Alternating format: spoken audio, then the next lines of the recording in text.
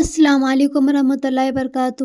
سورہ یاسین کی 4 بڑی فضیلتوں کے بارے میں بتانے والی ہوں، لہٰذا ویڈیو کو لازمی دیکھیں۔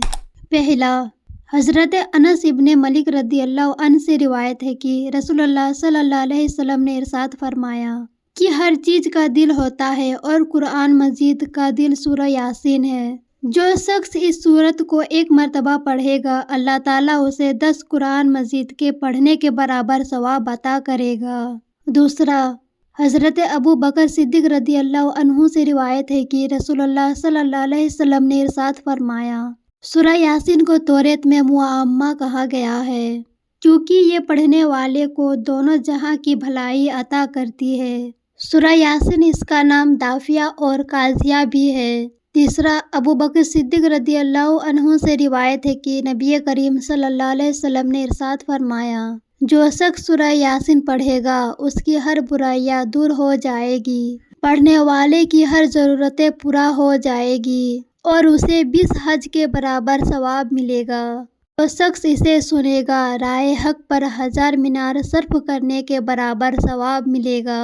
جو لکھے گا اس کے سینے کے اندر 1000 دعائیں، 1000 نور، 1000 نیکیاں، 1000 یقین اور 1000 نعمتیں داخل کر دی جائے گی اور 1000 کینے، 1000 مرض ان کے سینے سے نکال دی جائے گی۔ چوتھا، حضرت ابو بکر صدیق رضی اللہ عنہ سے روایت ہے کہ آقائے دو جہاں رسول اللہ صلی اللہ علیہ وسلم نے ارشاد فرمایا، جو شخص جمعے کے دن اپنے ماں باپ کی قبروں پر یا دونوں میں سے کسی ایک کے قبر پر جا کر سورہ یاسین پڑھے گا تو اللہ تعالیٰ اس سورت کے ہر حرف کے برابر اس کے والدین کے گناہ معاف کر دیں گے۔